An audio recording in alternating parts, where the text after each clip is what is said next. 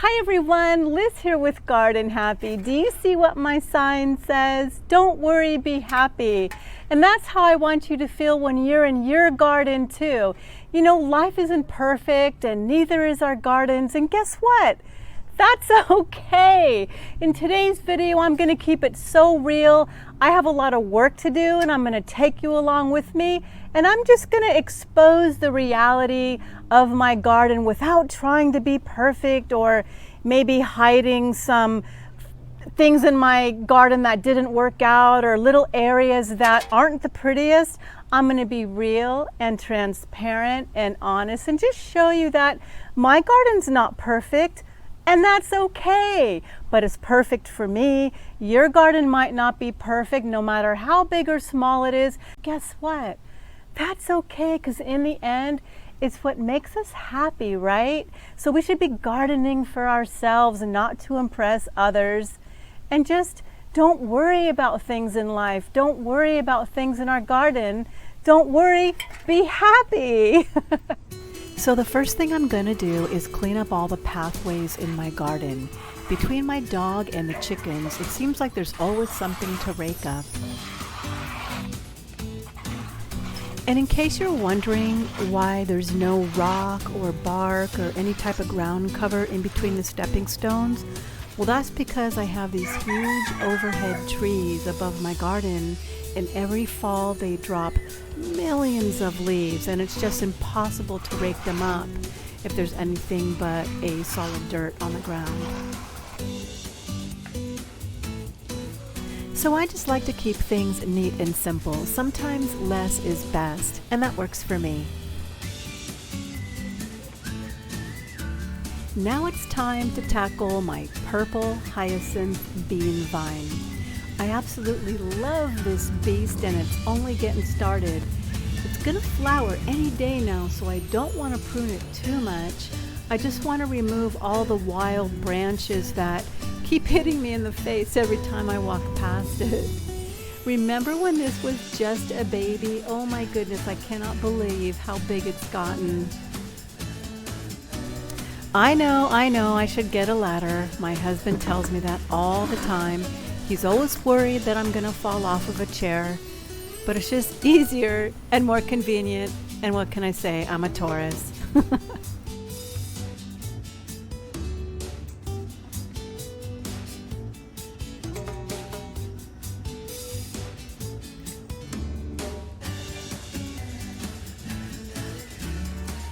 And for those of you who are new to my channel, you probably don't know this yet, but I'm a big fan of chop and drop composting, which means if something came out of the ground, it's going back in the ground.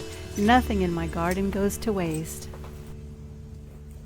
I try not to disrupt the soil too often because I don't like to disturb the microbes and worms that are living underneath. But about once a year, I will give it a light turning just to mix things up a bit. Because I do compost a lot of chicken manure and feathers, sometimes things just need to get worked in just to help out the decomposition process. This bed is filled with organic material, so I know whatever I plant here is gonna thrive. And now you're going to see why I have to continue to keep these borders around all of my gardens.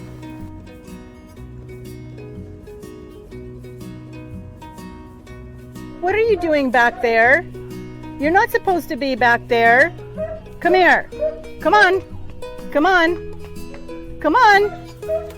Oh my goodness.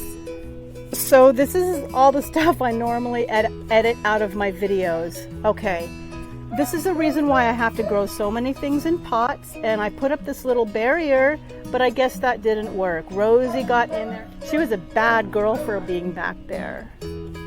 Oh my goodness, I have ants on me. So right behind there is the dog kennel, and they're barking up a storm today. Oh my goodness, this makes filming YouTube videos so challenging. So you see, if you want to be happy in your garden, sometimes you just gotta have a sense of humor.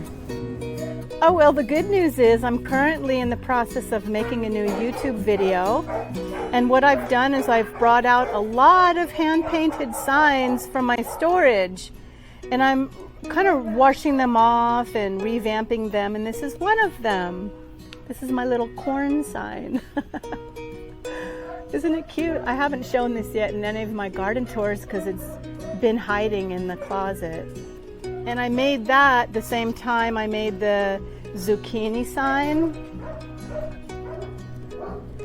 the tomatoes, and carrots. I originally had 4 vegetable boxes, but when my husband started his own car building business, we put up this big shop. So we had to take one of the vegetable boxes down, and that's where the corn sign came from.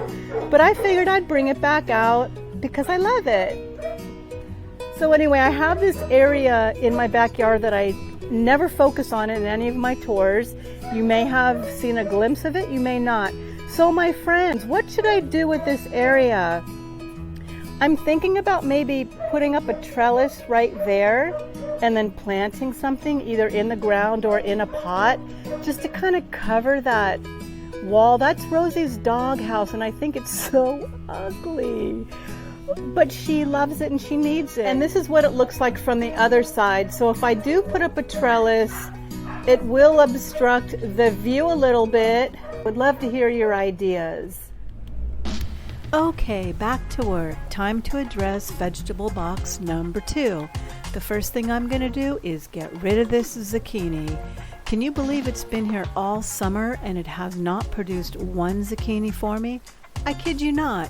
The only thing it did for me is take up room. So this baby is out of here.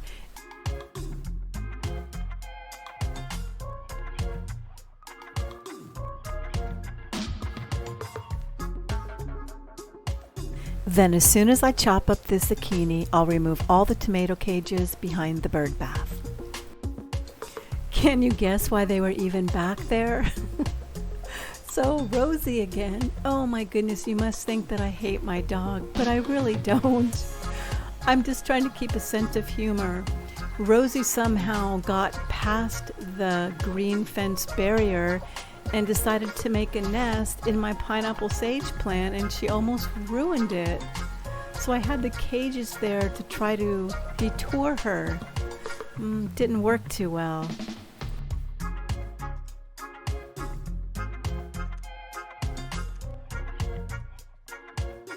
So after removing that zucchini, I think I found out why I never got any zucchini. After looking at it, I realized that there was no female parts on it. What I mean is, and I don't know if you know how this works, but you know the flowers that have the thin stems? Those are the males, and they have to pollinate the female, which will in return have the zucchini on it. I didn't see any female flowers. I only saw the thin stemmed ones, which are males. So it was covered with male flowers. Sit down. Sit. Sit. Good girl.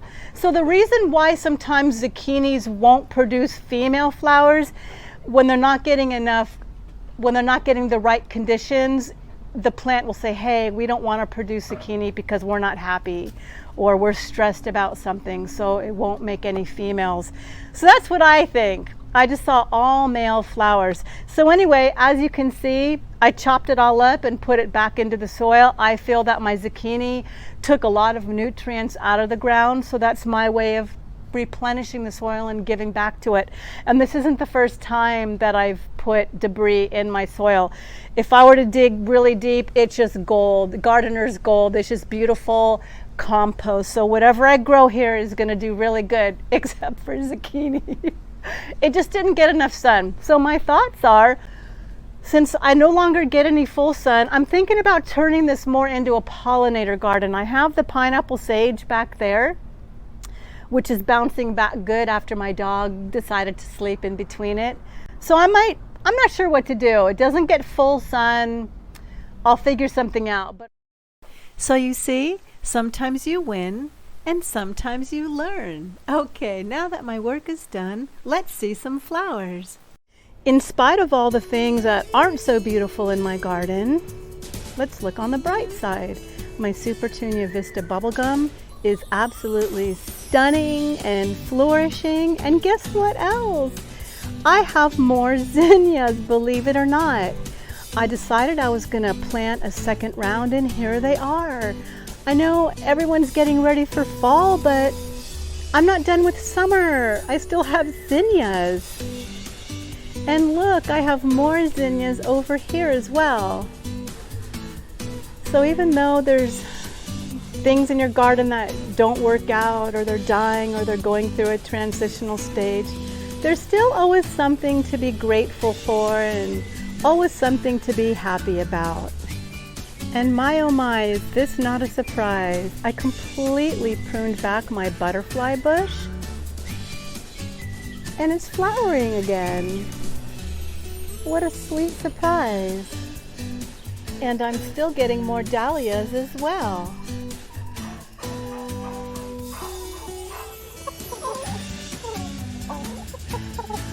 And I know these sunflowers are looking a little raggedy, but I really enjoy watching the birds feed from them every day. And in the end, I just have to do what makes me happy because it's my garden and I can't always worry about what other people think. I just have to do what makes my heart happy. And watching the birds makes me happy.